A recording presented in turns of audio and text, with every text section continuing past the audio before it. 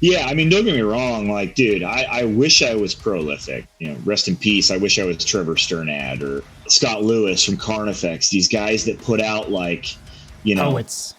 Dude, and they put out like a record every year and a half, man. And I mean, it's unbelievable. I don't have that in me.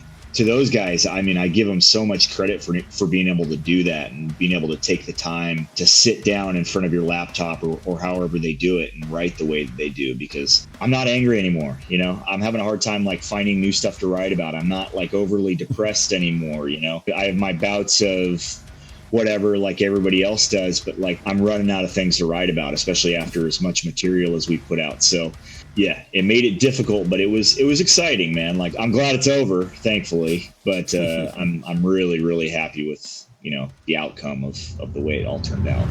Real quick before we start, I just wanted to mention that we do these podcast recordings live on Twitch. It's kind of a cool way for you guys to be a part of the conversation, as well as, you know, see the behind the scenes and the uncut versions of these episodes. If you're watching on YouTube, subscribing, leaving a comment, liking the video, all that stuff goes a long way. Same goes for leaving a review on Spotify or Apple Podcasts. We have a striving community on Discord if you want to chat with other like-minded deathcore enjoyers, as well as just staying up to date with everything that's going on with the podcast. Last but not least, if you want to support the podcast, I'll be leaving a link down in the description wherever you are watching or listening on how you can do so, as well as links to everything else that I just talked about. With that out of the way, enjoy this episode.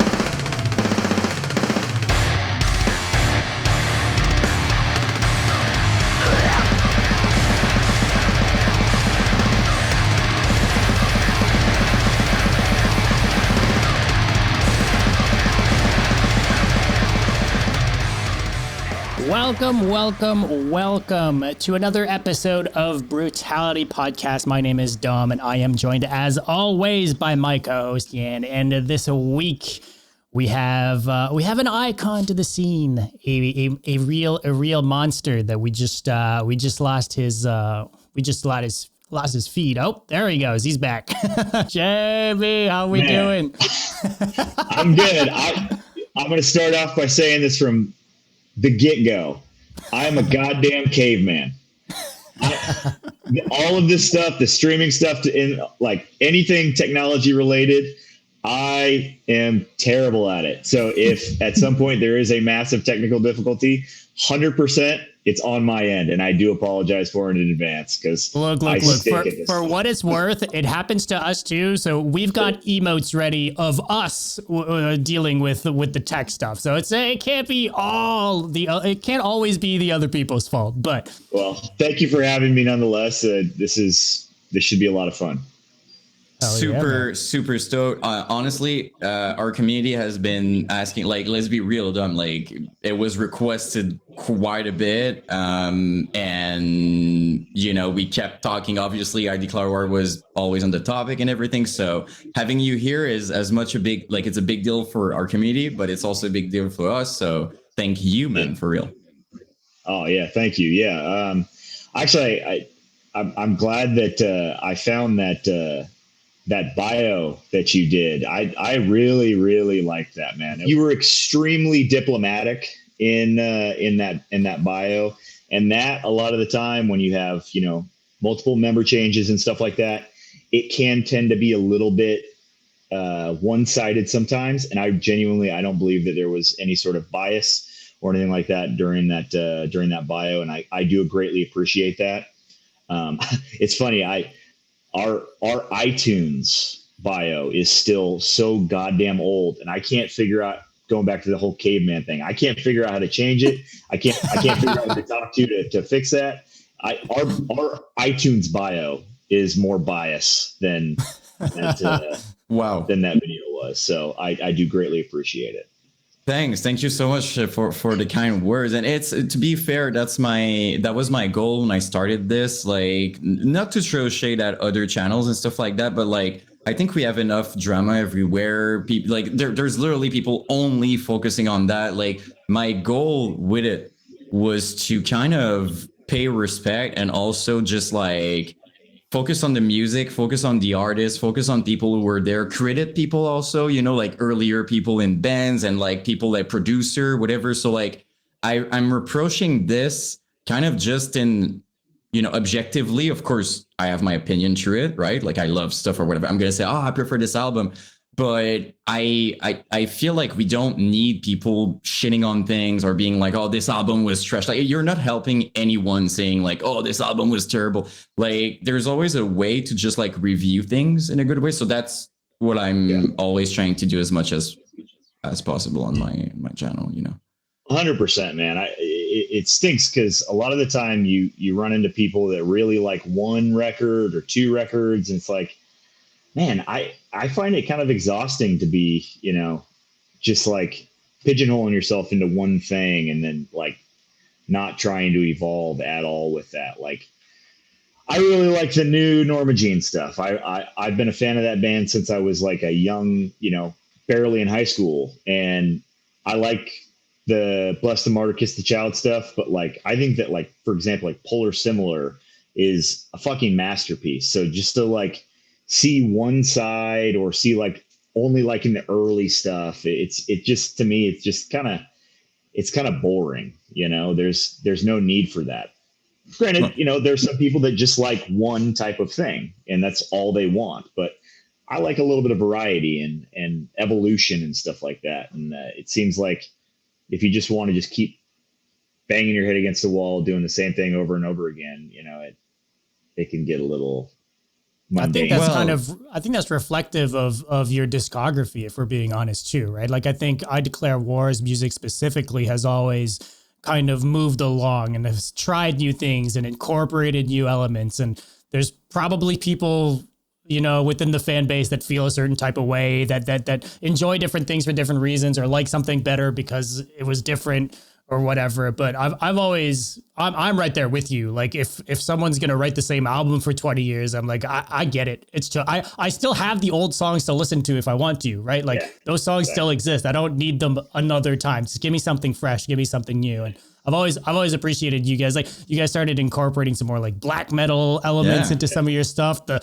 newer stuff I was telling you off stream, like, dude, I mean, I want to get into the new stuff, I guess, right away. Cause dude, I love the new song, dude. It is, I told you, I think it's my favorite song you guys have put out. It is so fucking good. I really enjoy it. So songwriting wise also, you know what I mean? Like it feels like you guys really, and I could be wrong, but like, and not to cut you off, but like, I feel like you guys, because it's been a few years, right? I mean, it's been a while. It feels like took a step back and really took your time to build it in a certain way. Like I felt like it was always good, but I just feel like there's a lot of time and passion in songwriting and that and what I heard so far, you know.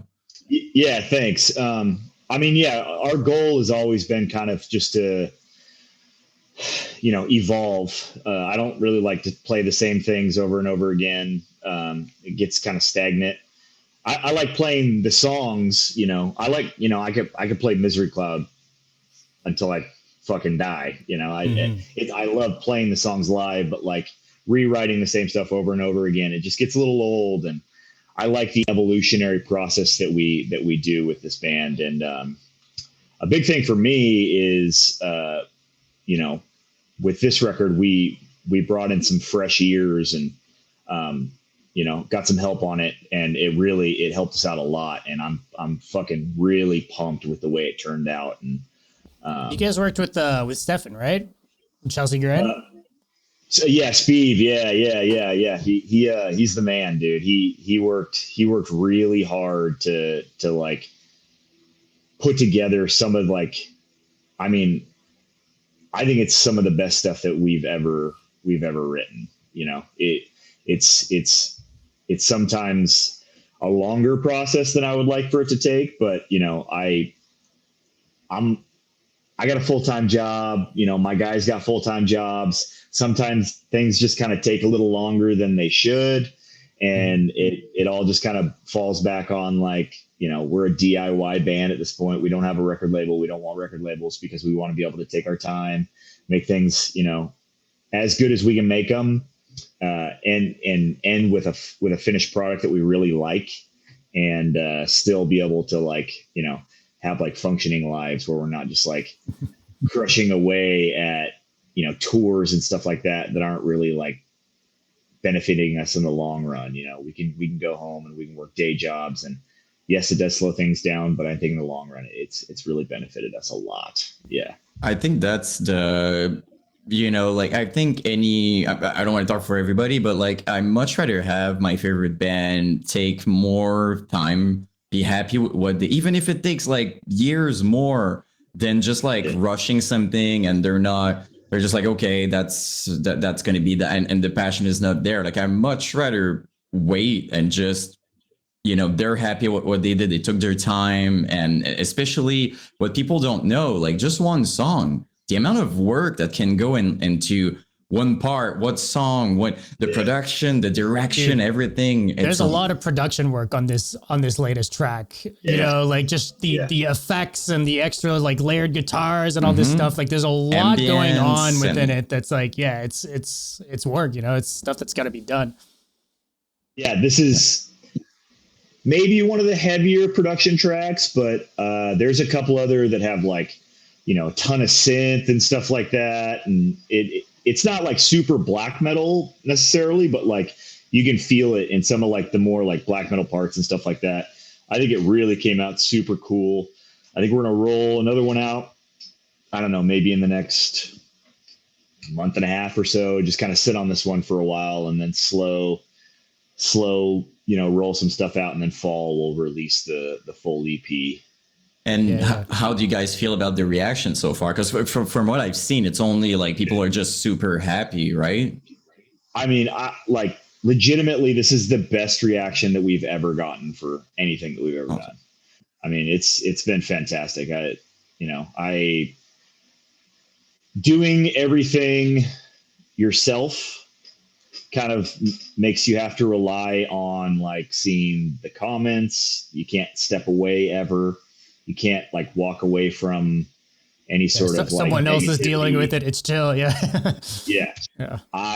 I'm the one that's handling all of it, and very genuinely, I've seen almost none.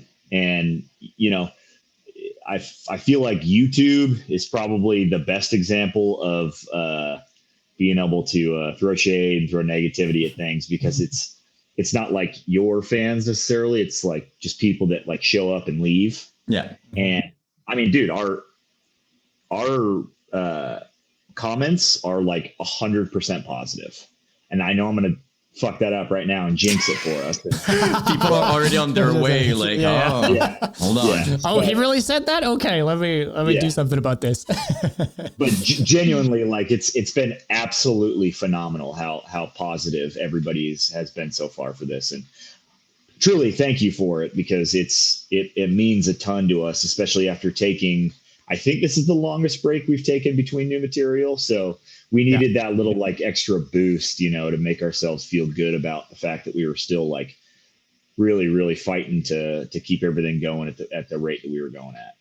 It's just so cool because, you know, I feel like, especially when you take like a break, or like even if it's not like a break, like if it takes time before releasing stuff, I feel like it's putting more pressure on yourself, more pressure, right? Yeah.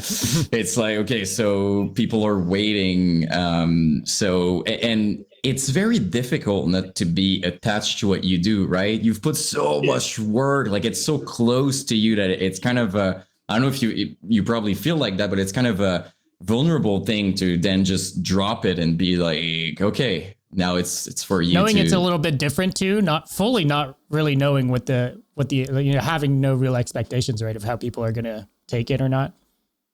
Yeah, it's definitely for this one. I started feeling stressed out because we did take such a long time in between. So like you'd start getting those like, when do we get new material? When are we getting a new song, you know, new album, new EP, new this, or, you know, and you're like not allowed to post anything anymore because that's the only kind of comment you get. It wears on you, man. Like I don't like to let people down, and I felt like for a while we were starting to let people down because we were taking as long as we were, and we were slowly trying to build this thing that we're hoping in the long run is going to be some of the best material that we've ever done. And, it weighs on me, especially because I'm kind of, I guess you could kind of call me like the face of the band or whatever. Mm-hmm. For sure. I hate saying that, but that's the reality of the situation. It is what it is, man. You got to roll with it. Yeah. Yeah. So yeah, I needed to get something out, and even like the rollout of this song, like Spotify took fucking forever to get the song onto Spotify. It rolled out everywhere else just fine, but then Spotify is like 3 days behind. So I'm sitting on like people going like, "Hey, where is it on Spotify?" I'm still not seeing it. And it's like, I'm sorry. I'm trying my best here. I can't do all. Yeah, dude, I don't understand why it's so much more complicated. Like sometimes, like, because I know people, sometimes it's supposed to be uploaded, it's not somehow, and it's just like there's these lags. It's crazy. And then for you, it's worse. Like you have such a big fan base. It's like people are like, "Where's the song that this song's supposed to be?" Yeah, I feel that. Yeah. Now everything is settled. I'll say it. I'm not gonna pull it up on YouTube 10 times in a row. I'll just say that. Yeah. I mean, any way you want to stream it at this point, it's available. Okay. As far as I know, I mean, unless there's we're not on Bandcamp. That's sucks but aside from that, we should be everywhere else. I do get requests for Bandcamp every once in a while. Eventually, we'll put something up. I haven't been able to. This kind of goes back to my caveman shit. I do as minimal as I can for like uploading stuff because I don't want to fuck anything up, and I know if I'm in charge of uploading things to too many places, at some point, I'm going to fuck something up. So let's just keep it easy, put it on like a streaming like service that like pushes out to everything and just call it a day. What's the lineup looking like now? It's you and John, right? That's kind of like what it's scaled back to. And now you're working with extra people for production and stuff. Totally. So John has taken a step back. John is full-time as a touring tech at this point. Oh, with Black Veil Brides, right? Yeah, that's what he does. Yeah. Oh, wow. Yeah. Okay. So he tours full time with those guys he's like a Swiss Army knife. Like the dude can do anything as far as touring goes. So he's with them pretty much full time. So I've actually been working with Blaine, who's in a band called Bystander. They're a Portland band as well. Hell yeah. And then Jacob Hansen, he plays guitar. He's in a band called Dark Watch. And then our drummer, Garen, he's been with us for 8 years at this point, 7 or 8 years at this point, I think. He did. He was on the last. He was on the last EP too. Yeah. COVID kind of like threw off my time. I don't really remember like dates anymore. It all just kind of blends together, but he's been with us for a long time, and we've actually been rolling without a bass player for the better part of like a decade. As a lot of bands do in 2024. It is it's kind of the way.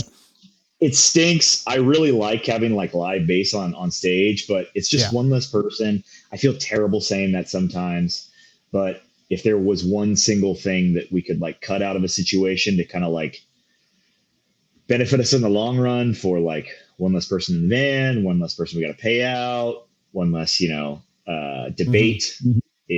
Sadly, it's that. So our bass player is a backtrack, and he never complains. He never asks for a per diem or a payout at the end of a tour. That would be weird if he did, though. I'm assuming Mr. Technology here isn't the one dealing with the backing track either. Definitely not.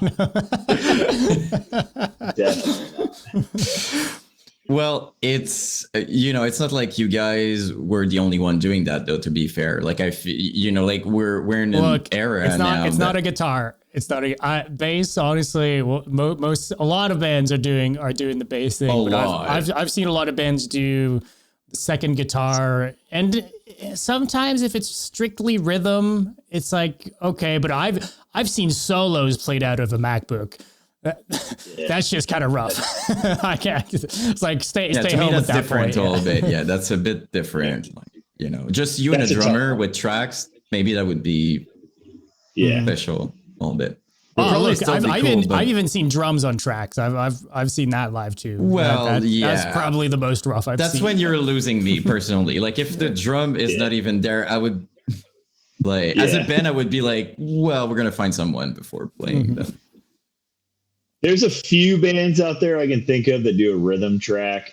Actually, Within the Ruins does. They do a rhythm guitar player, but But he's playing all Joe of his is crazy just, shit, right? Joe's doing like, yeah. I mean, so I think to your point, I think a lot of the crazy tech bands like that kind of do that. Beneath the Massacre does the same thing, right? It's like, hey, I'm either like sending it two ways to two different amps and like having it be like, just like an octave up or down type thing, or it's like a track, and fuck having a second person. Like a lot of those techier kind of heavy bands do that, but those guys are virtuosos. No one's questioning if they can play the songs or not, right? 100%. I genuinely, I think that not only Ruins, but personally, I think Beneath the Massacre is like, in my opinion, I think the single heaviest band ever. I don't think there's anybody that can touch those guys. So I can agree with that, man. They're sick. They're doing something right. Yeah. Oh, it's ridiculous, man. Like they're up kind of near you guys too, right? Yeah. I used to, not to make this about me, but I used to jam in the same garage as them for years. They're up in our neck of the woods. Yeah. They're cool. They're cool guys too. One of the things we're proud, like they came, they're always coming up when we talk about this by Saigon and the bands that are from here, and Beneath the Massacre is like, obviously. Yeah, I mean Beneath the Massacre, Ion and Ion too. Despised are like the three, the holy three here for, especially when it comes to like, I guess breakdowns. It's I can't call like Ion Dissonance like deathcore. It's not that, but like those were the bands doing breakdowns that were that made it out of here. Isn't Cryptopsy from up your guys' way too? That's why I mentioned breakdowns, right? It's like those are the trinity for breakdowns. Yeah, there's so much from here that's crazy good. But yeah, Cryptopsy and they're still killing it. That's what is mind boggling to me. Their recent record that Cryptopsy put out, I think a year ago, it's as good as they've ever been. It's so cool to see for a band that's been at it for so long. Like we're talking like bands that influenced a generation of bands, and they're like outliving the bands that they influenced and are still killing it type thing. That's wild to me.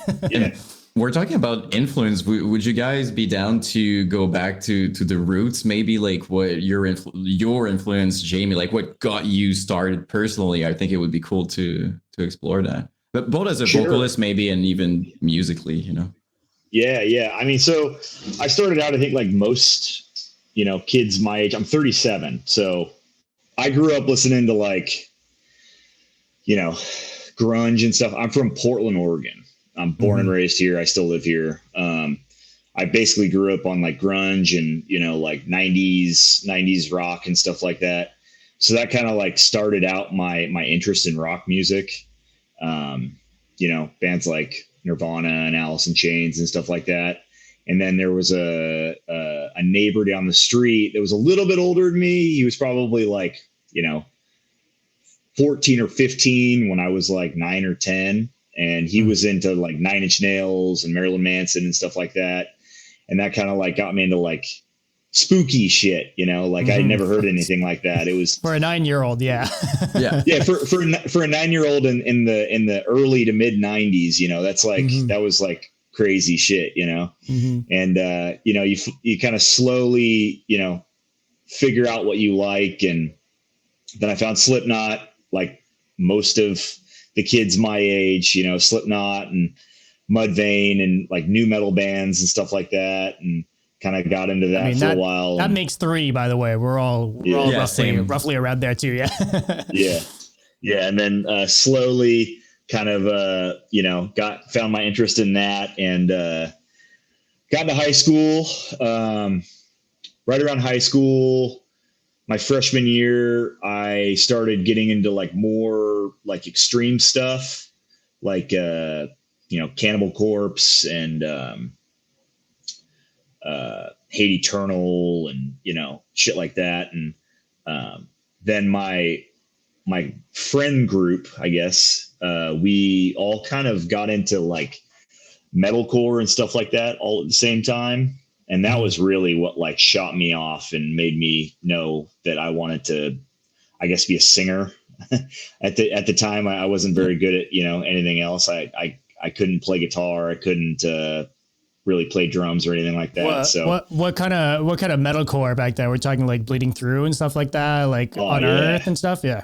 Oh yeah, like that early the early mass metalcore was super huge. And then like some of the SoCal stuff was big, like Bleeding Through, obviously, Unearth. Yeah. I really liked Poison the Well a lot. I still do. All these bands I still love to this day. Yeah. So I really got into those guys and I mean, became like an absolute show junkie, just like going to every show that I could go to and, finding all these bands that I fell in love with and I still love to this day. And kind of started, messing around with bands. You ever have like a high school band, like a metalcore type stuff? Oh, yeah. Yeah. I had like a kind of, it was like, what's the easiest way? Remember that band Haste the Day? Mm-hmm. Yeah. Yeah. My friends were really into Haste the Day. So that's what we settled on. Okay. It wasn't necessarily my favorite band, but like, they liked that stuff. That was the compromise. Yeah. Yeah. So, I can't remember at one point, I think we were called, Only You Can Prevent Forest Fires. I mean, we had like, 10 different band names because we were just kids, we didn't know any better. We were practicing and it's a classic MySpace title right there. Yeah. And, kind of did that for a couple years. And then it's funny, I actually started a band, or I joined a band with some guys that were already kind of like established sort of in Portland called, funny enough, that they were called Stick to Your Guns. And, okay. Yeah. Wow. Not the same one though. Yeah. And, we played a ton of shows and that's what really, really, got me kind of like around Portland and, some, interest in, me as a singer for other bands and stuff like that. And yeah, I just kind of, I guess too, and just getting in the scene.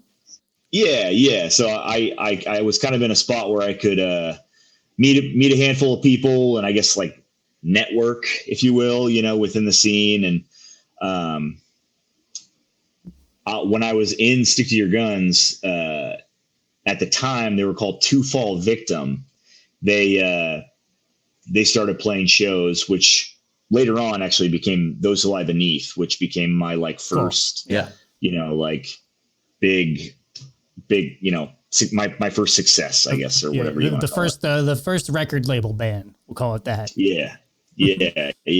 So, we kind of became buddy bands and then they lost their singer and I loved that band because it was just so much more technical than the stuff that I was playing with my, my current band at the time. And that's what I really, really liked was the more technical stuff and the faster, more blast beats. I like breakdowns. I've always liked breakdowns, but that wasn't like my priority. My priority was playing fast and, going as low as I can and high. Deathcore wasn't really a thing then either, right? Like we're talking because when did you join Those Who Lie Beneath? Like I was reading 05, but is that accurate? 05 might be a little early. I want to say maybe 06 or 07 maybe. Seems about right. Yeah. That was a long time ago at this point. But I kind of just joined that and we had a pretty solid lineup for the most part. We went through a couple drummers, but we kind of just decided at one point that we really wanted to take it seriously. So we started playing a ton more shows and trying to network out. And luckily we were actually good friends with there was a band from Portland called American Me. It was like a kind of a beat down hardcore band. Yeah. Those guys were Yeah, dude. So Yeah, sick, yeah, dude. yeah.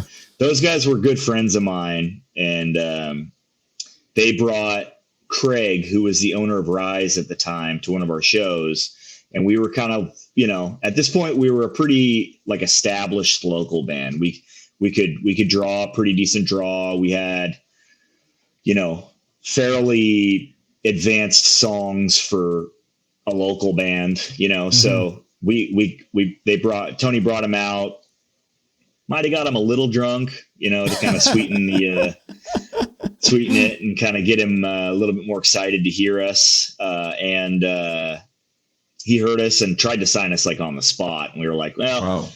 let's like, let's read a sober up contract first. and see if you like it in the morning. And, sure enough, things kind of, dude, sorry to cut you off. Like Rise, it was such a weird signing for Rise. Like, there were no other bands like that on the label. Like back then, there was a little bit more like bands on the heavier side compared to today. But like, it was like Devil Wears Prada. But like you guys were 10 times heavier than their second most heavy band. Like for sure, Yeah, would have been interesting for sure.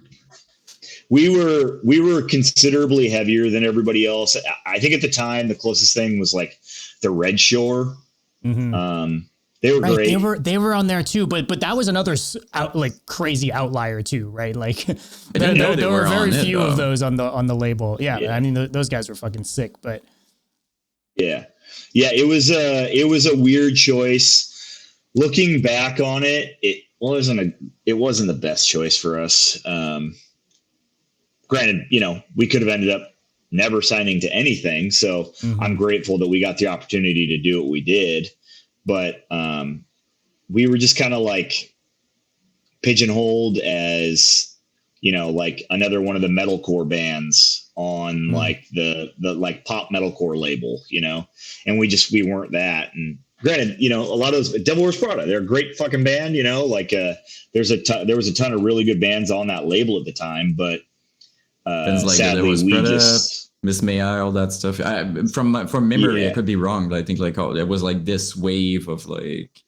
Yeah. Rise was like the big, it was like the big stop for a second for like a ton of really successful bands. All the scene bands, like all the high pitched singing and keyboards. That's where it ended up for sure. Exactly. Yeah. Rise was the shit for me for what it's worth. It was like Joey Sturgis records. Yeah, for sure. For sure. Yeah, like go ahead.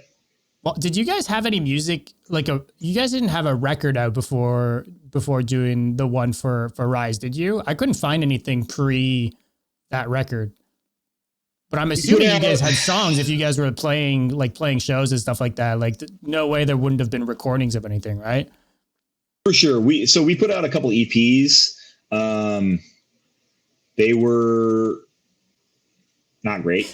I mean, they sounded like, every other EP from that era, poorly recorded, not to a click. But that's kind of at this point that there's like an endearingness to that sound that a lot of people are actually seeking out again. It seems like with like a lot of these new, I guess, MySpace deathcore bands that are kind of starting to pop up. So we did it first. And then there it is. And then you eventually, for what it's worth, that album you guys put out on Rise, I think personally is one of the most criminally underrated albums. I don't know if it has to do with the fact that you guys were on Rise and maybe it didn't get out more to people who enjoy that type of music. I don't know what it was, but I've maybe it's like one of those niche albums that not everyone knows about, and it's so fucking badass, dude. It is such a good record. And people are also like, they'll find out about the band and they'll be, oh, Jamie Hanks was in this, like, because you even look kind of different too back then, right, with the glasses and all this stuff. So I was obsessed with that album. It was so fucking good. Thank you very much. Yeah, I took a ton of pride in that record. That's one of the records, obviously because it was my first, record release It was very, very important that I didn't mess it up. And we came in like unbelievably prepared for it.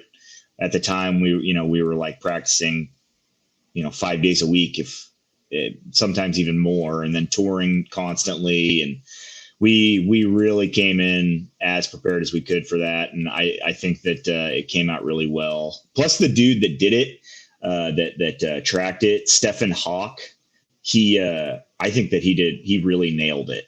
It sounds great. That's the type of record that can easily sound like way too muddy, or like you can't really hear it because there's so much going on and it's so like fast and raw and in your face. But you can hear everything. It just sounds brutal. Like it actually makes sense. Yeah. Yeah. I'm a big fan of like a good crystal clear, sonically pleasing album. I know that we've put out some records that aren't as sonically pleasing as others, but like typically my goal for my music is I like stuff to sound pretty clean, and I think that he nailed it on that without losing its like intensity. That's kind of the big one is that's the balance that's hard to find. That's a lot of times with that sort of music. Exactly. Because we've seen that quite a lot, right? There's a super heavy band, then they go in a studio that polishes it's so much that it's like it's good, it's like but not it's just heavy anymore. It's the same kind of all blended the together. demos sound heavier. You're like, oh shit, Yeah. I think a prime example of that I bring up with people when I try to explain that is Rivers of Nile, Where Owls Know My Name. I think that is a perfect sounding record. Mm-hmm. It's polished, it's spotless, but it still has some like punch to it and grit, and it really like it's the perfect dynamic for me as far as sound goes. And I always, if I'm telling somebody, trying to explain what I'm saying, I usually tell them just go listen to that record and you'll kind of have a good idea. Do you know who did that record? I don't. I wouldn't be surprised if it was like the band did most of it, and then they went to like David Terror or something like that. That's who I was gonna mention. Like because he does crazy work on that front, doing the super fucking fast and brutal bands, but making them sound really fucking good. Yeah. Cattle Decap. Actually, it's funny. Archspire, but Kyle's latest album is Vitriol's album is from him, right? The last one. It sounds incredible, dude. It's so good. Yeah, I was just gonna mention that. Yeah, that new Vitriol is a David Terror. I think it's a mix and master. Mm-hmm. Yeah, I mean the dude is phenomenal. That record sounds phenomenal too. Those guys. It's cool to hear. It's cool to listen back to Those Who Lie Beneath, and you can hear the Kyle that you hear now that you still hear in Vitriol, right? Like he has such a distinctive style when it comes to this kind of solos he does and the weird wacky stuff he does on guitar. And it's crazy to go back, to like a 2009 record and hear those same kind of things that you hear that I find are so good in a record from today. Right. For sure. Yeah. It's funny because with him, he's very like, I wouldn't say he's like trying to run away from that band, but he definitely he doesn't want that to be a shadow that casts over his new music, because he is definitely trying to like develop his own thing and become an important member of like the extreme music community. And there's a connotation with like deathcore that sometimes can be a little bit dirty for like extreme musicians and extreme music fans. Core is not metal type thing. Yeah, to me it's kind of lame to have that sort of a mindset, listen to 10 seconds of the latest Vitriol record, and like you don't need any more explaining to do. Like and like there's even like bands like earlier, like we were talking about, like Beneath the Massacre, man. Like if you really want to get down to it, they're a deathcore band, like they're a tech death band at the same time, but like, they play tech death with breakdowns. So, kind of, if you want to, it's not, we're not all just like knuckle dragging cavemen. I am, but not all of these guys are. Some of these guys are extremely talented, and Steve is extremely talented. We have those Guys like that, conversations quite a lot, but it's so, to me, like, these kinds of things are the least metal thing you can do. Trying to put up rules in metal, okay, that's not metal, and so it's extreme. People like it. Who cares, right? Like, it's just it's good. It's part of it, but. These people trying to technically trying to tell someone Beneath the Massacre isn't metal because they have breakdowns in it. Like, come on, dude. Try telling me it's not technical too. Like, it's just it's always been there, but right. It's such a boring conversation for me. Mm-hmm.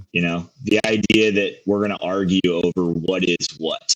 It's like, dude, I just want to listen to the music, man. Like, I've never really had a dog in the fight about, like, whether or not our stuff is in one genre or another, or if, like, my favorite bands are in one genre or another. I just like what I like, and if you don't like it, I mean, we don't have to listen to it together, but it's not going to stop me from listening to it. You know what I'm saying? Exactly. Like, and I think it has to do also with being confident with yourself. Like, if music isn't your entire personality, like, I don't care. Like, I recently on my socials very openly said that my favorite band was Blink-182, and you should have seen the amount of people being like, you're supposed to love deathcore, like, what the hell, like, that's supposed. I was like, dude, I'm listening to more than one thing, and I don't care, like, so I think it has to do with that as well. Like, I feel like people, their entire personality is, I'm a metalhead, that's all I'm listening to, so they're kind of pissed when they see someone that's not like that. At least that's my take. Like, that's what I think, but it's just perspective. It's not real, is my point. Like, it exists in your mind, but it's not there. At the end of the day, there's just music. You enjoy it or not. That's, Last thing, maybe. At this point, I don't really think I have, like, a favorite band, but if I had to say my favorite band, like, it's definitely not like a metal band, but it's what I probably listen to the most is metal. I listen to a ton of Creedence Clearwater and a ton of Bright Eyes.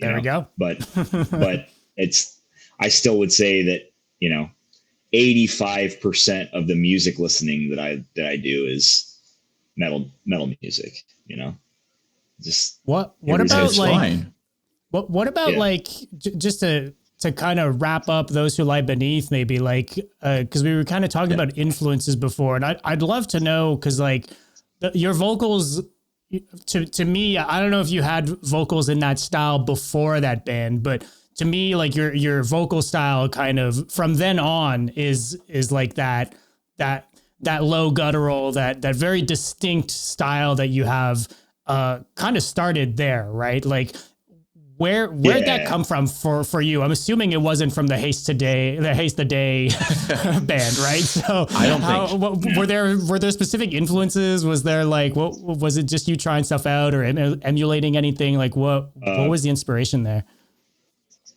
Yeah, so I mean, I was pretty sure that I knew I wanted to do something that was, like, a little bit more in the low range. I still like high scream stuff, but I've always enjoyed listening to stuff in that low range a lot more. So, like, Corpse Grinder, Brandon Chipetti from Bleeding Through, Guy from the Red Chord is a huge influence. And then, I mean, probably my absolute biggest influence is Nate Johnson. Like, that dude, he's like my, he's my numero uno. Yeah. Like, big. I just want, the easiest way for me to explain it always is just, I just want to hear you sing straight from the nuts, as hard and as loud as you can. Like, no frill, no technique.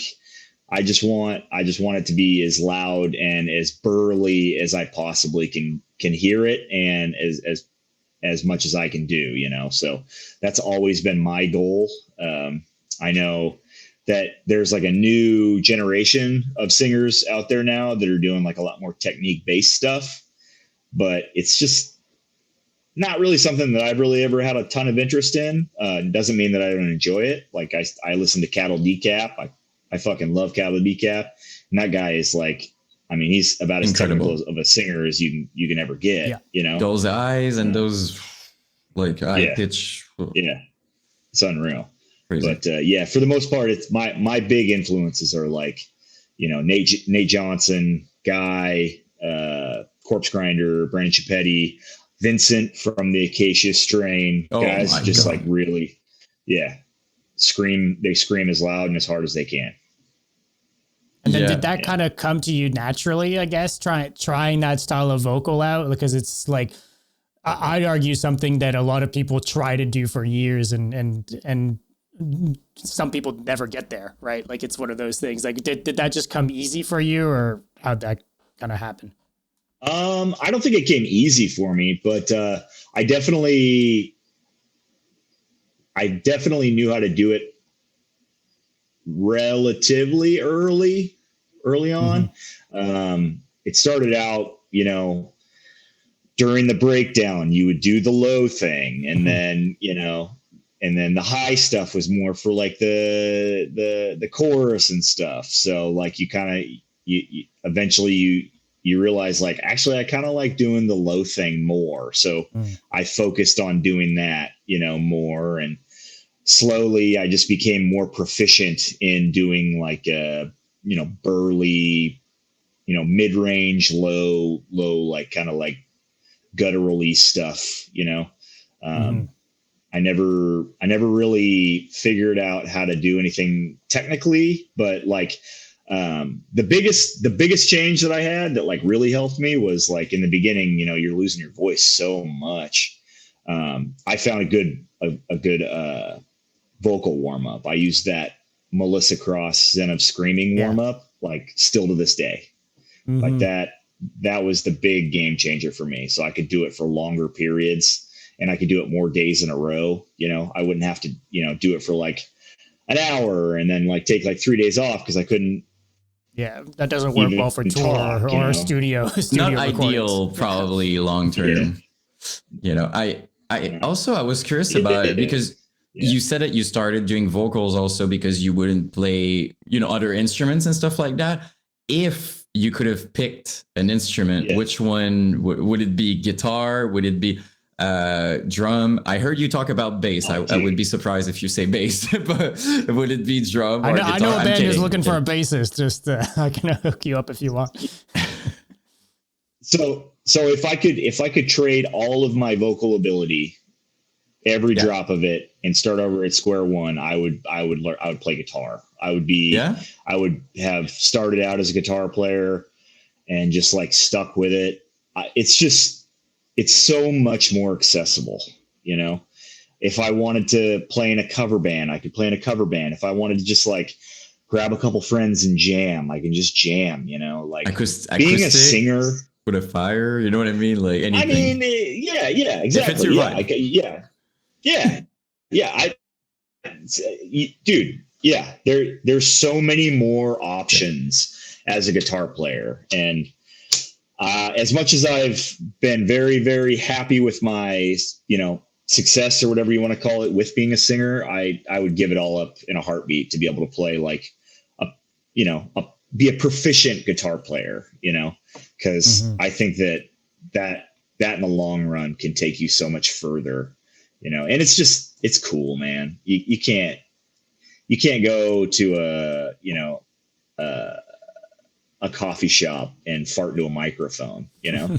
You can go but you can go play an acoustic guitar at like a little like poetry session or something like that, you know. It's for sure. It's funny. It's just I love asking that because, you know, most of the time it's very rare that you love one thing, right? As an artist, like even like I'm sure like a lot of vocalists love this other instrument, or even guitar players sometimes are like, maybe vocal. So it's always fun to you know to hear that. I'm not surprised about the guitar though. You love like technical, you love fast stuff. So I was yeah. It's not too late. Maybe one day. Yeah, I would probably be in like I've started slowly learning how to play guitar. I don't think I'll ever be like overly proficient at it. I'm not my like. It's funny. I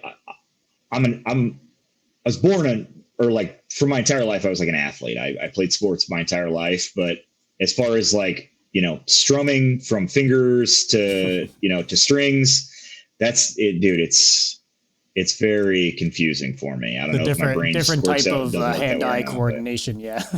yeah, yeah. But if you need somebody to like catch a ball or like, throw something, I'm your dude, So yeah. But I would probably just like be in like a doom metal band or something like that if I played guitar or maybe like a sweet rip and cover band or something. But here I am, singing Mm-hmm. singing death metal. For what it's worth, it's working. So Yeah, it's working. I know you cannot probably spoil too much about what's coming next. Like, I know these things work, but like you mentioned earlier that this one is more on like fast, heavy side and stuff like that. Like, can people expect maybe like even more different sound on the other songs? Like, if you can't say it, it's fine. Like, I understand. I'm just curious. No, for sure. That's the beauty of being DIY, man. I can tell you whatever the hell I want. There's nobody Amazing. telling me to not do anything. Awesome. But so basically the plan was we want two like crazy, crushing, heavy, slow, sludgy, downtune songs, and then we wanted three like more like technical, fast, crushers. Obviously, Shadow Dancer leans on the fast, kind of crusher side, and then we're gonna play one of the slower ones for this upcoming run that we're doing. So if you're up in Canada or in Seattle, you'll see that live. I think we might be Wrong playing part it of first. Canada, buddy. Sorry, man. Yeah, yeah. I wish. Look. They never get shows, so I'll give this one to them. It's show. It's show. I love it up there, man. To be totally honest, there's some squirrely shit going on down here. I might end up there sooner than later, full time if I can. So we'll see. But Vancouver wouldn't be too bad of a drive to go back and visit family every now and then. Yeah, but it's the goal. The goal was two bangers, three techie fast songs, and I think that we nailed it. The next one that we release, I think, is going to have a little bit more of like a I guess you'd call it like a symphonic-y sort of like a black metal vibe to it, sort of. I don't, but I don't really know. I hear it. The last EP had some of that on it. Like maybe not orchestral wise, but like you can hear like there was a vibe, the black metal kind of like guitar riffing and stuff that was present in some of the songs. So I see it, and for what it's worth, it's always meshed really well. It's never felt like out of place. So it's cool. It's cool to have that extra element in there. Suits the darkness I would feel of I Declare War. Like you guys really like. There's this dark kind of anger energy to it, so like that part, at least from my perspective, but like it suits it well. The other question I would have about it is vocally, is it very different for you when you approach like a more technical thing and more of a like a heavy song? Like is it for you like you just do your thing naturally, or is it kind of a different mindset in that regard? Well, there's a kind of a drawn out question that it'll take me forever to really give you like a concise answer about. Yeah. So for me, as growing up listening to more technical stuff and listening to like straightforward like death metal and stuff like that, because I did listen to a ton of that stuff growing up. I feel like I write better when it's faster, straightforward, technical. I feel like my vocal range sits a little bit better with that stuff too. Um, this stuff was a little bit more like the time signatures on this stuff are like, for me, they hurt my head. They were a lot. So there were points where I would go like months without writing anything because between the fact that, I'm not angry anymore. I'm not having like a hard time. I'm having a hard time like finding new stuff to write about. I'm not like overly depressed anymore. I still, I have my bouts of whatever, like everybody else does, but like writing for me is becoming significantly more difficult because, I'm running out of things to write about, especially after as much material as we've put out. So, finding ways to like make things fit for me is becoming more and more difficult. So with that said, yes, I did have a hard time on this stuff, but, I think that between the fact that the songs are unbelievably technical for us, at least, and I haven't been doing that for a while. It's like an extra spark there. It's like another, yeah. Yeah, it made it difficult, but it was exciting, man. Like I had to take big breaks in between, but like when I would get a spark, it was like, oh shit, here we go. I got to like, go with it as long as I can, or I'm going to like lose this. And I didn't want to lose it. And I found myself a couple times kind of going like, fuck, I need to take a big break here because I have nothing to say. So, I'm glad it's over, thankfully, but, I'm really, really happy with, the outcome of the way it all turned out.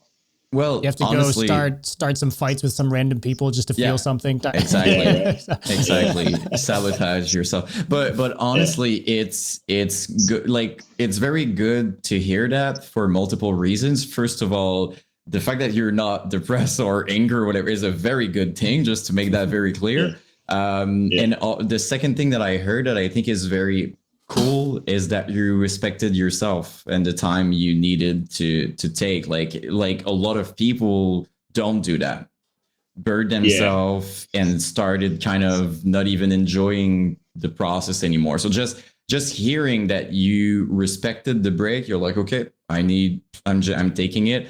It's not something we hear all the time, and I don't know. I just think it's cool that you did that. Yeah, I mean, don't get me wrong. Like, dude, I wish I was prolific. I wish I was, rest in peace. I wish I was Trevor Sternad or Scott Lewis from Carnifex. These guys that put out like, poets. Dude, and they put out like a record every year and a half, man. And I mean, it's unbelievable. Always touring. I don't have that in me. Yeah, like I don't have that. I don't have that in me. I wish I did, but to those guys, I mean, I give them so much credit for being able to do that and being able to take the time to sit down in front of your laptop or however they do it and write the way that they do, because I wouldn't even know where to start. If you put 10 songs in front of me right now, I would just send them back and be like, you got to give me a year. I need at least 1 year to this day before. But hey, that's the beauty of not having the label and stuff like that. Yeah, I think it's good. Yeah, you guys are in the fortunate position that you guys can take your time with it and stuff. And I mean, from the sounds of it, it's going to pay off, right? So that's always best case scenario in my mind. Yeah, I think so. I think this is it stinks because it is an EP, so there's like this connotation with EPs where I prefer an EP. I'll just put that out there. Just give me the bangers, dude. I don't want five other filler tracks. We're good. Exactly. There's so many bands out there that put out like 5 absolute crushers and then like 5 or 6 like, all right, well, I guess they never play live. Yeah, right. Yeah. Give me your 5 best tracks. Yes. Period. That's I need 15 to 20 minutes with a band, and then I'm moving on anyways. I don't dedicate a ton of time outside of like a couple concept records to like full listening experiences. Same. It's just, it's not something that I enjoy doing. And I know we're not alone on this. So, the idea that like, an EP is like basically the perfect amount of time. It needs to become a more common thing, you know? And it's the same thing like, with the live set. Same thing with playing live. Give me a high energy, balls to the wall from start to finish 25-minute set. Don't give me a half-assed 1 hour because everyone's out of gas halfway through. Or you know, like 2 hours sometimes, dude. Like, Yeah. come on, like it's just you can tell that they're just like, okay, can we finish? They're clocking in overtime, you know. Yeah, for real. They're like, There's very few bands that I'd ever want to see live for more than maybe an hour and a half. It's just, I mean, I have a hard time with an hour and a half, and yeah, I don't know. I'm too ADHD for that shit, man. Same thing with EP. I don't know why. It might be me, but like, I don't know. An EP, 5-6 songs, a concept, cool artwork. I'm happy with that. Like, I'm super happy with that. Looking forward to it. There's enough material on it. At the same time, it's not too long. I can, put it kind of on after listening to it, putting on random, repeat, and just like leave that for a while. Yeah. That's what I enjoy personally. Like, I'm stoked about it. I do definitely wish that like some of these like Spotify and iTunes and stuff like that, they had I wish that they put their EPs. I hate how they split it up, dude. Section. It's so lame, dude. It puts it in the same categories as singles. Make it make sense. What the fuck? I hate that. Yes. It's frustrating because some of the best records that I've heard in the last couple of years are EPs, and I'm digging around going like, where the fuck is this record? And you can't, and then you realize like, oh yeah, okay, so it's down here. And I think that, eventually you're going to start seeing more bands go the way of the EP because the single is just kind of the way of the future anyways. You're hearing about bands putting out like, 5 or 6 singles before they even put something out, so I think that eventually we'll start seeing more of a transition, but I'm catching on to something right now. A 5-song EP by I Declare War that also has the instrumental songs tacked onto it in the track listing. Okay, I see you. I see you. Yeah. So the instrumental thing, I don't want to toot my own horn here, but I think that we were maybe the first band to do that, and I thought that would catch on a little quicker. I thought that like more bands would take their full records and use them as a second streaming platform, Right.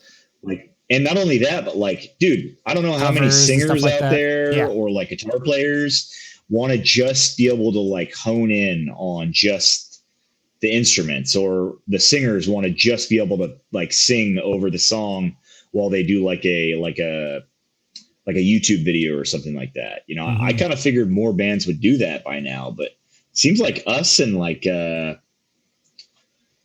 what's that band? Humanity's Last Breath are like the only 2 bands that I can think of that are still doing it. Right. They did a couple, right? I'm pretty sure. Yeah. And then you've had a few, like Lorna's put out Immortal without the vocals and stuff like that. Oh, did they? Okay. Probably because reasons also, but there's a few bands have done it, but it's definitely not like a widespread thing, right? Like it's not like the common thing that most bands do by any means. But it's useful. It's a rare thing still, yeah. It's super cool for anyone that does, for anyone that's like a vocalist, that's like the holy grail right there, that sort of stuff. It's such a great tool, like, come on guys. It's 2024. Everybody's got to start doing it so I can start singing over, the new, Acacia Strain record, or the new Fit for an Autopsy record, or something like that, or the new Lorna Shore. I want to listen to those songs 100 times, give them 100 streams, and then turn around and do a recording or something like that. Right. The more takes it takes you to get the cover down, the more money they make. Exactly. Yeah. That's true. And it's also interesting also for a vocalist to hear somebody else do it in their own way. I feel like it's cool to hear that, because it's pretty difficult. Once you have your vision and the song is built in a way, it's pretty difficult to imagine it different. Like you did it like that, but like when you hear people doing it in their you know, maybe they put some high pitch in a place, you put like more low pitch.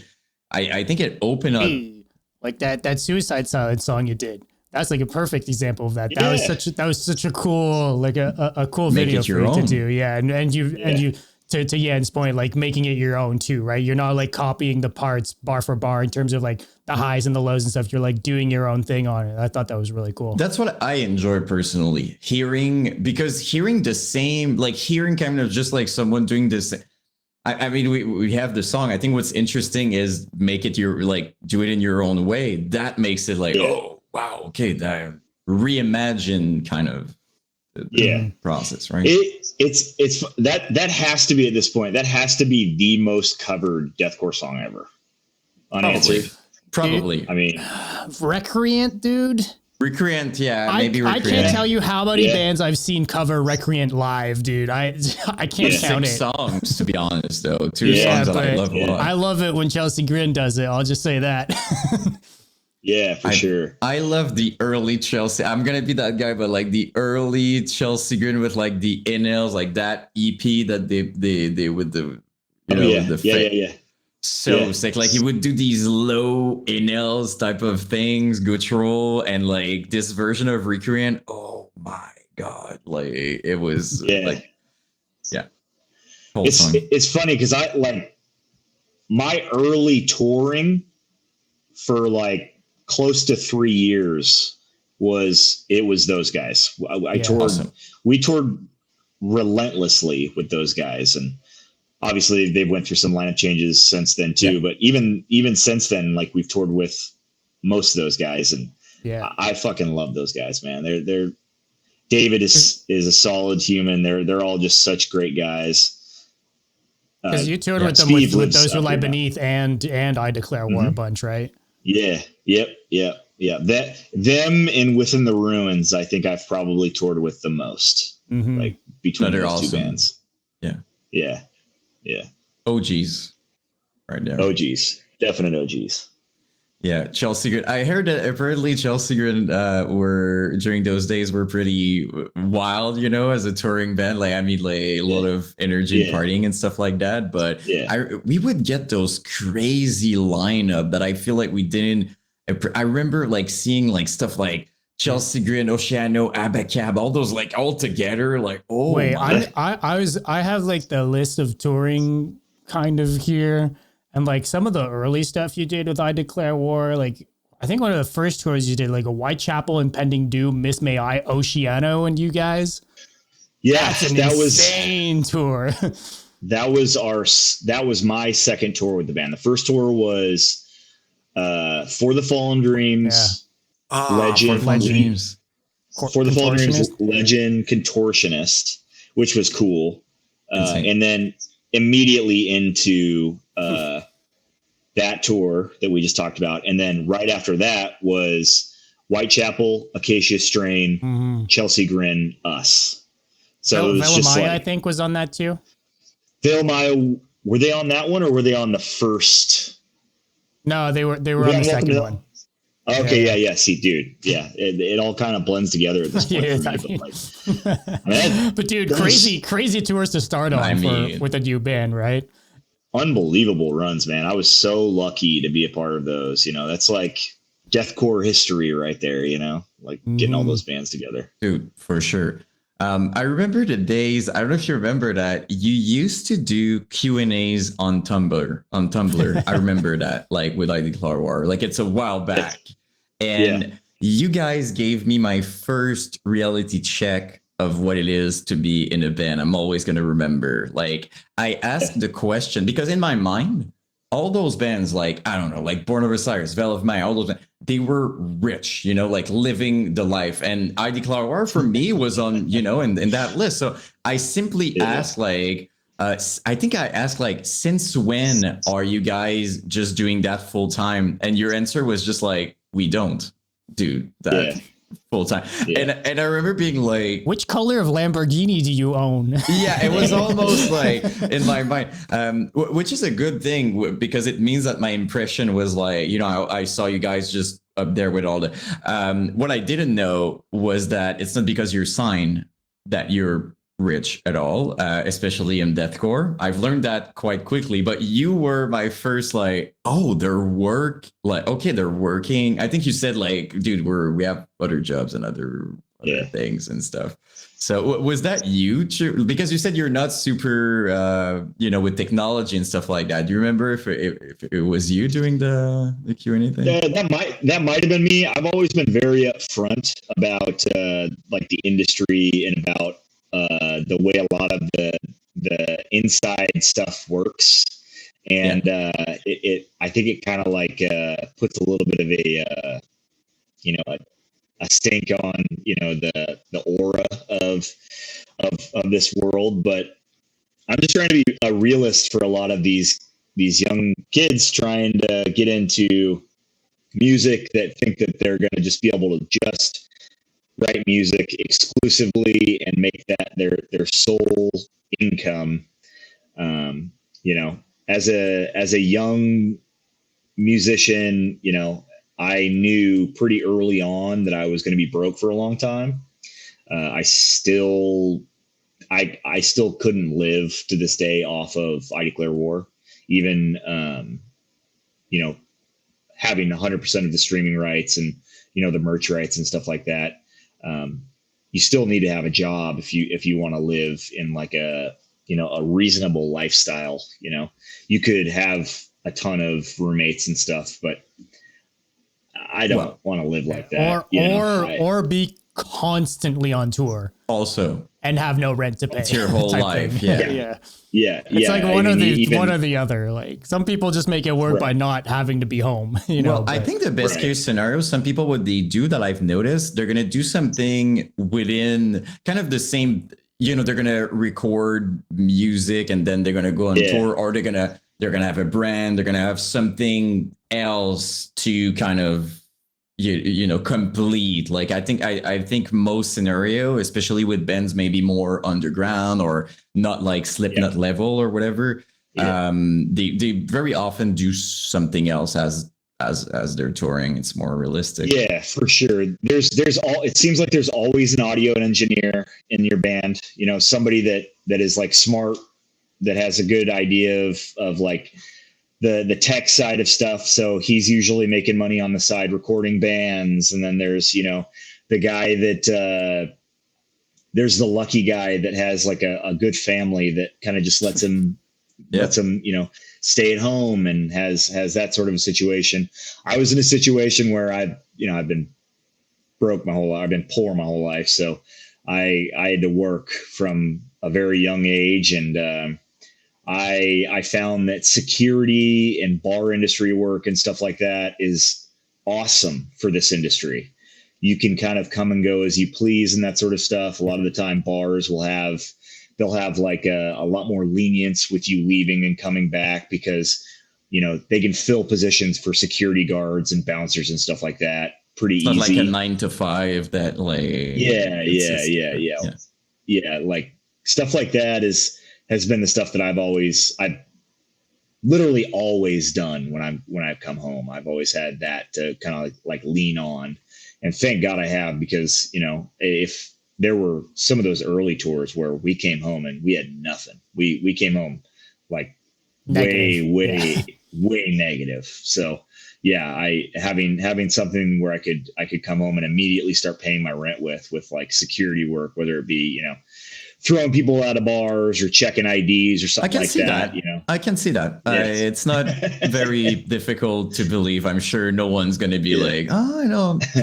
I can see that happening if it's, but I think to answer also what you said, it's a good thing that you were being real with people, because like especially like now people are starting to talk a little more about it, but back then it was kind of just nobody knew really what was going on. It was just like, oh, this band is signed, okay, they're going on tour. It's still taboo talking about how labels work and all this stuff. It's getting better, but it's still, I still feel like most people don't really like, unless you've seen some inkling of behind the scenes yourself from being in a band as well type thing. I feel like most people don't really grasp the big picture of all this stuff. But yeah, and it made me realize stuff back then when you insert me that. Like at first I was like, what? But then it just kind of opened my eyes that if you do that, it kind because that's what I wanted to do. That's the only thing I wanted to do in life. And I was like, yeah.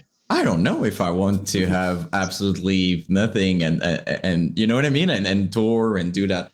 So no, I thought it was cool that you were real about it. Yeah. It's a ton of sacrifice. I think it's the greatest decision that I've ever made in my entire life. I think that you're going to start seeing less and less of people expecting to immediately jump into, making a solid income doing it, because I'm not sure how old you guys are, but like, I'm old enough to have, saw like true rock stars, like dudes that were like legitimate rock stars. And I think that that's kind of dying out too. So you're seeing more people that are just like successful artists, and being a successful artist, it takes a while to build up. So I think that people are learning that, you got to definitely pay your dues in order to maybe make a little bit of money, maybe. Yeah, I feel it's like 1 in a million, right? Like even back then it was 1 in a million, no matter right? your talent. To be the rock star, right? Regardless of talent, it's always not been a good idea to rely on making money from being a musician. But to your point, I think a lot more people are maybe what you were talking about, the aura, right? Like I think there's less mystique now, right? There's less, people are more connected now with social media. You have rock stars and celebrities that are just kind of like communicating with whoever's on their Instagram, live and stuff. So there's a little bit more realness now than ever with that sort of stuff, but it's still, I think there's still big picture. People think like signing to a label is the be all end all, the thing, the next song they're going to put out, the next video they're going to put out is going to be the thing that makes them break. It's well, now it's become, you're good. Now it's become you have to be viral to make it. That's like the new thing people are striving for. You need a moment on right? TikTok, basically translating it. It's like, what I think is the biggest difference also? You cannot just be an artist. You need to be a promoter. You need to work. You need to be good at marketing. You need to have strategies. Your entire business. Back in the days, it was like, do good music, do good stuff, and then you're going to get noticed, and then the right people is going to get you there.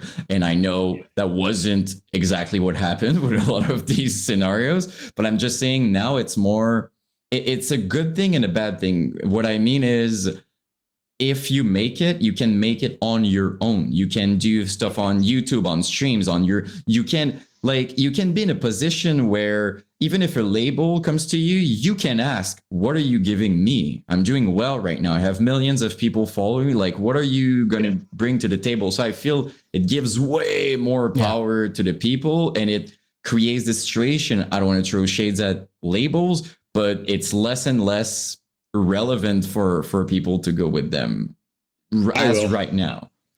Yeah, I will. I mean, obviously, I think the biggest thing that people need to realize is being a successful musician is a massive, massive amount of luck.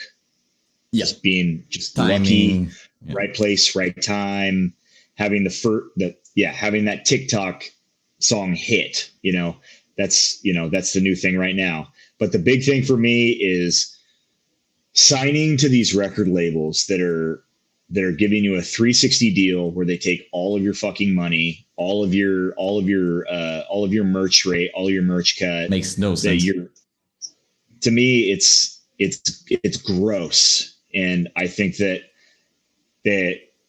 it's corporate greed that needs to be stopped. I think that there needs to be a massive, massive change that happens within the music industry in order for there to be some big important things that could really fix, the way that these musicians are living their lives, and I think a big thing would be just stopping the 360 deals where, these guys, they make those crept up too, eh? Makes Like, no and sense. that was our era of coming up in music, right? Like 360 deals started popping, and all of a sudden it was industry standard was doing a 360 deal. That's all that was given out. I think it's getting a bit better now, but it's still we're still feeling those ramifications.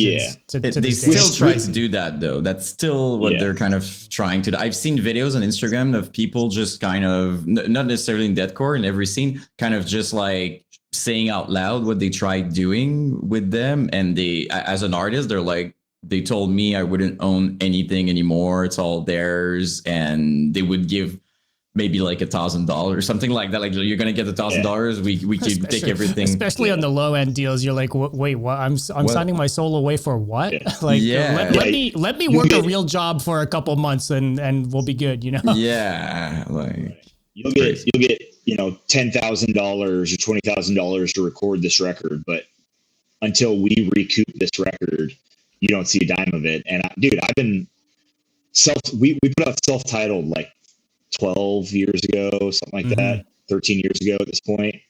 I've never seen a dime of that. I mean, I've attempted to buy the rights back to that record just so I can like print vinyl for it and shit like that. And it's fucking impossible, man. Those deals are locked tight. Even if they were like sold, I think that the record label that we were on at the time was sold to some big. Yeah, right. It ends up with at Warner or Sony, and you're like, there's no shot anymore. It's gone. Like, forget about it. Yeah, it's gone. Yeah. So Sony or Warner, you're like, not even trying. But merch wise, I'm curious, like now you guys are, if it's not too personal of a question to ask, but like you're managing all of that, like, was that kind of a big adaptation to do? Like, because I know just merch wise, a lot of things to organize, right? Depending on. Yeah, for sure. So the beauty of us since like day one is we've had a pretty good relationship with our merch company, Merch Now.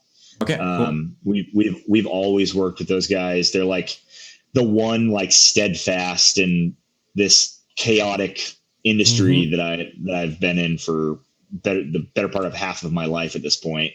I've always had a pretty good relationship with those guys, and they basically print everything for us. They ship everything for us. Yeah, they have a store, an in-house store, big warehouse. I think it's in Auburn or New York, and it's all just sitting there. And if somebody buys a shirt, immediately go to them.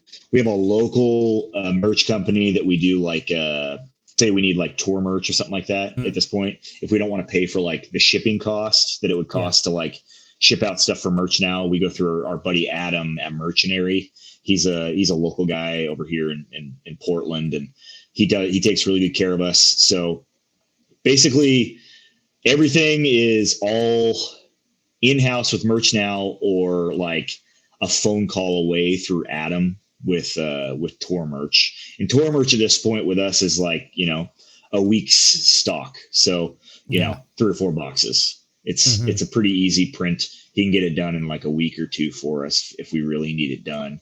So it's all been pretty, that's maybe the most streamlined thing that I have going on in my life with this band is merch, luckily.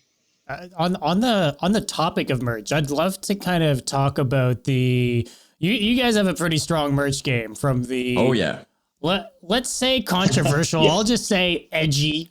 Kind of merch. Sure. You guys push less of that out now. To be fair, it's not like, but there was a time when most of the designs that you guys would put out were all kind of merch you couldn't wear to the function, I guess is the. Yeah. But so how I'm assuming it sold like crazy, right? Like, was that most of the reason? Was there more thought to it than that? Like what? Because you saw those shirts all over the place at shows and stuff. So I can only imagine, right? 100%. Yeah. I mean, it's like basically there were some of those shirts that we would find funny in the van. We would get a kick out of them, and we'd say, oh, you want to put that on a shirt? And be like, oh yeah, let's put that on a shirt. It'd be funny, and do it for like a, you know, a quick release or something like that. Our whiskey shirt, yeah, it's like, it's ridiculous how successful that shirt has been for us over the years. It's kind of saved our butts if we needed to, you know, fly to Europe or print a new CD or something like that. That merch design it's been very successful for us, and we've had a bunch of different versions of the shirt. Right. And I mean, the original design that we had, I'd love to still be printing that, but we actually got a cease and desist from Jack Daniels. No way, really? So many. What? Yeah. Oh shit! Yeah. I mean, I can see it, dude. It's probably one of the merch items I've seen the most at shows. Yeah. Because a lot of merch is kind of like they print a design for one tour or two tours, whatever, and then once it's sold out, that's it, right? So there's rarely like an item of merch that a band does over and over and over and over and kind of like permeates through the years. Whereas that's a shirt that I've always seen. That's you know, true, though. regardless of the show you go to, in the deathcore scene at least. We can classify it as a classic merch item at this point, I think. I think it's fair. I might sound very naive, by the way, because I don't know these things. But when you get contacted with this, like, do these companies kind of give you an option to just like collaborate instead, or it's just like you sub that right now? No, like, give us this absurd amount of money, or else we're taking you to court. Well, take it down, it's or else either you buy court some rights or it's gone type thing, right? Sometimes. So I cannot hear Jamie now. I don't know if is it just me? No, it's give me a 1-2 check, Jamie. Yeah, it's gotta go still. Jack Daniel is came in and just whiskey design, merch. There we go. Merch designs. Hello, check. There we go. We're good. We're okay, back. so yeah. Basically, what we do is I have a handful of guys that I like working with that turn over designs for us pretty quick. I'll come to them with an idea, and then I'll give them like a flat rate for that idea. That's typically what we do. And then there's also the you know, I'll see something on like MySpace Deathcore or one of those, you know, groups where, you know, a lot of the time, actually, it's funny. Like a lot of the time it's like an Indonesian guy. I don't know why Indonesian guys are like the most incredible, like death metal artists ever. But like, you know, I'll see somebody on there and I'll message them, you know, and just be like, hey, how much do you want for this? And they'll just give me like a rate, and then, okay, I'll give them the logo, and then they'll send me back the file. And I mean, it's usually really quick, you know, it's a pretty quick process. I don't really put a ton of time into, you know, what we're putting out. I just like stuff to be put out that's like funny, or that's like, you know, that people are going to see it and catch their eyes. Appreciate, you know? the Trailer Park Boys merch was was that I fucking love that design, man. Yeah, it's sick.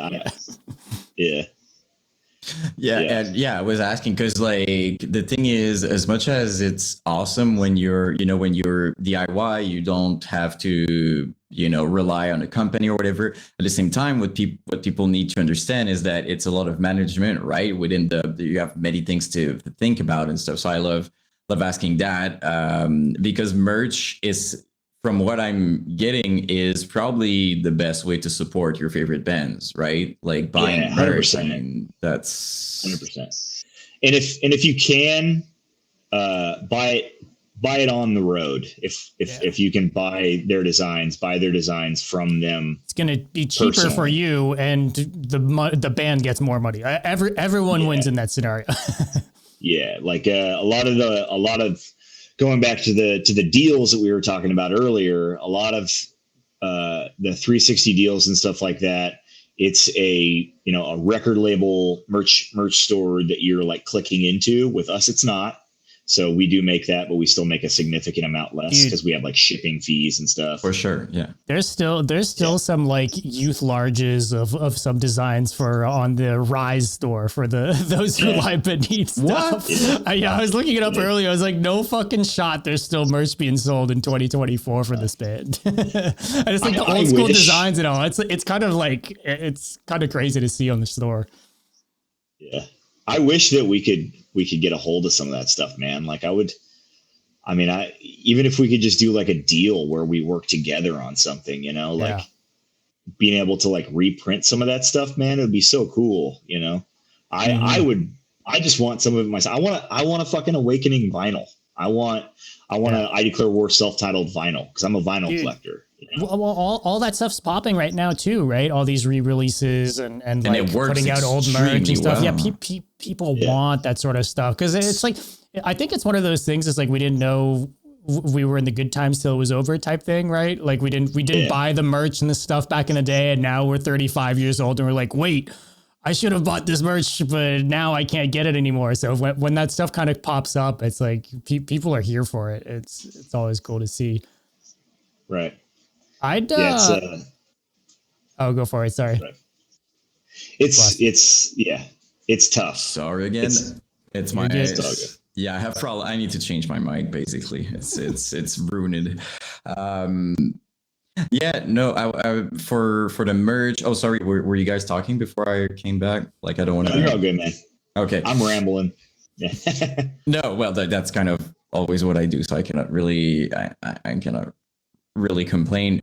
But yeah, like I know it's a naive kind of a dreamer thing to say, but if I was part of these big companies, right? Like you received a cease and desist from freaking Jack Daniels, stuff like that. What I would do personally, I would contact them and I would be like, you know that it's working, right? Like it seems to be working. I would be like, let's do something together instead of just you taking our thing. Let's do something together now. So like to me and my vision, and again, could be naive, but I feel like it's a win. The fans love seeing that. It's kind of, I would see it as a win-win type thing, unless maybe the company is completely losing. I don't know, but I feel like fans love the company more. Brands like that will never want to give up control on whatever is being put out for themselves. Even for one thing, like just one. I would tend to agree with you on it, but sadly, yeah, the big bottom dollar, especially with like those massive corporations and stuff like that, like Jack Daniels, they make Jack so Daniels much money, man. Isn't putting out an Eat Pussy Chug whiskey shirt, that's for sure. No, maybe it might not be the best example, but it's just like the reason why I'm saying that is that I'm following certain, like, it's a weird example, but I'm following this page. It's called Chef Reaction. It's basically a chef like reacting to food, and he's funny as hell, and he's he's reacting to like these poor recipes. I'm laughing the whole time. And sometimes I see in the comments directly Ains or like big food companies, and sometimes they kind of created arguments between themselves. Like the more you see these personalities within, like, it's, for me, it's just like I love seeing that. So if I would see a big company reaching out to a younger creator or something like that and doing something together, my respect is just going to increase. Like you're connecting more, you stay relevant. But it might be just you're being fooled by their social media managers is what's happening right there. I know, but like I'm talking about the spirit of that. It would be great to see that as like, I don't know. You seem very logical and like a person that actually cares about people. I don't think a lot of these companies give a shit about people. That's fair. I think it's all bottom dollar to most of these massive corporations. And if anybody or anything is getting in the way of their bottom dollar, they're going to do everything they can within their resources to sadly, push the little guy out, even if it is a fucking stupid fun shirt that in the end, I think it's probably pushing Jack Daniels more than hurting Jack Daniels. That's kind of why I'm saying it makes all the sense. By the way, what you're saying, completely true. I'm focusing on people and on general vibes when it's not the priority at all. Like it's not even, and at the point where they are also, if you take a company like that, it's not like the original creator being like, it's people in charge of these things. That's their role. And they're just like, stop doing that. Like it's not like the vision of the brand being like, oh, maybe it's just somebody who's like, you're using our things. Stop that type thing. So yeah. I'm making it more beautiful than it probably is. So I think that you're a genuinely good human, and don't lose that. Yeah. Whereas these corporations don't fucking care about anybody. Yeah.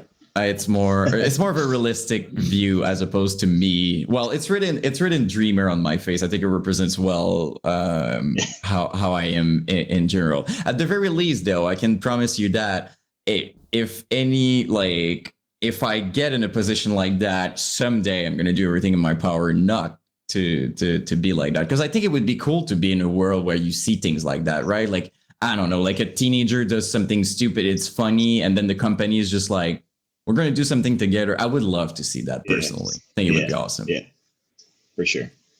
I'd love to maybe end on one final thing, if you're okay with maybe a little 5-10 minutes with us before letting you go. Is that good, Jimmy? Yeah. I'd love to. As long as we can. As long as the stream doesn't go, right? Yeah. I'd love to talk to you about Sacrificer. Oh yeah, for sure. Because I really enjoy the band. I really enjoy the material you guys have put out. From what I understand, Taylor was in Those Who Lie Beneath, right, as well? Yep. So how that project I'd love to kind of know how that project maybe came together, and you know, it's a bit different in style and stuff, and maybe what's that doing for you and all that. I'd love for you to maybe talk to us a little bit, because I think a lot of people maybe not so familiar with Sacrificer, so I'd love to kind of dig into it. No, thanks. I love that band. I absolutely love it, and it's so Taylor Danley. He's like a YouTuber now at this point. That's what he's kind of known for. But he and I and Duncan, who was the drummer for American Me for years, we just kind of know that. Yeah. We started out kind of just doing some like, hey, you want to practice or you want to like write a song or something like that. And then it kind of slowly became like a band. And over the years, I've had a blast doing it. Honestly, I would say at this point, I Declare War, I have a ton of fun with. I love doing it. But it is a business at the end of the day. So there's a lot of stress involved in it. With Sacrificer, there's not a ton of stress for me. So I have like an absolute blast doing it. I don't really have to worry about like any sort of like the little like bullshit that comes along with it, or like the political aspects that come along with Sacrificer or anything like that. Cause we're just at this point, you know, we're just like we're a local band with some, you know, I guess you could say some names in it, you know, and we put out music at like a pretty relatively decent pace. We have 3 or 4 EPs out, you know, and we just kind of slowly put stuff out at, you know, at least once or twice every year or so. And it's been a blast doing it, man. Like that last EP that we put out, I fucking loved putting it out and playing those songs. We went on a little mini tour and played the songs live, and it was a blast. And that's kind of more the stuff that I grew up listening to too, was like the more like straightforward, like death metal kind of stuff. So having that, you know, in my my Swiss Army knife of things that I can like pull out and I can another outlet, I guess, like another avenue to explore different things in, I guess. Yeah. I've always absolutely had a blast doing that stuff. And Taylor makes it really easy for me to do too. So he's been very, very easy in this whole process. And I record almost all of my vocals with him already for I Declare War, any like covers that I do, anything like that. So it's always just a really easy process when we're like tracking stuff together. So yeah, I have a blast with that band. Check out, we put out an EP. I think we put it out this year. It might have been like late last year, but yeah, it was like December 26th. It's like right on the cusp. Yeah. Life Check After that Death. EP. That's what it's called. Yeah. Yep. It's really fucking good. I fuck with it. Again, it kind of goes back to, you know, I was saying earlier how I enjoy the faster paced, you know, stuff. So not to take anything away from I Declare War. And, you know, we talked about how it's only getting faster, you know, on that front. But I find that in Sacrifice are the kind of more straight up blast beats and that kind of black metal vibe as well. Right. I think you can kind of see a similar influence there, maybe in some of the vocals as well, because you do some different stuff vocally as well on that project, which I think is cool to see you do some other stuff as well.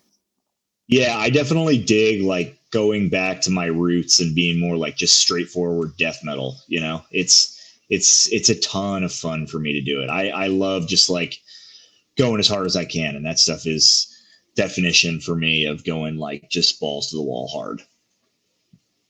Hell yeah, man. That's really cool. Yeah. If anyone hasn't checked that out, you guys need to check out the last EP. It's really, really fucking good. Dude, thank you so much for doing this. Yeah. Man.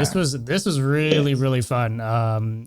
Really, really appreciate you taking the time to do this and to kind of go down memory lane with us and reminisce the good old days with us. But yeah, man, thank you so much for doing this, man. Absolutely. I apologize for some of the technical difficulties. Like I said, I'm not very good at this stuff, but yeah, this was a ton of fun. It worked. Yeah. I mean, yeah. You're leaving on you're doing that run soon, right? With Angel. That's like in a week, right? That's like super soon. Yeah. So we're doing a headliner in Spokane, and then we're going up to Canada, and we're going to do, I think it's the 2nd through the 8th or something like that. All the way, we're basically going up 9th. Okay. Yeah. So yeah, going up and then heading west all the way through Canada from about Alberta west. And we're just kind of going to do that. And I guess Cameron is filling in for Big Chocolate's filling in for one of the singers for Angelmaker. So that's super rad. That's like a, you know, kind of a cool thing. A little like if you're up there, it might be one of a once in a lifetime sort of a deal. So it's kind of cool to be a part of that. And yeah, I'm excited about it, man. It's exciting. I've been practicing like a ton for this run, and I think this is probably the best that I've ever sounded live. So I'm hoping that it translates. Hopefully. Fuck yeah, man.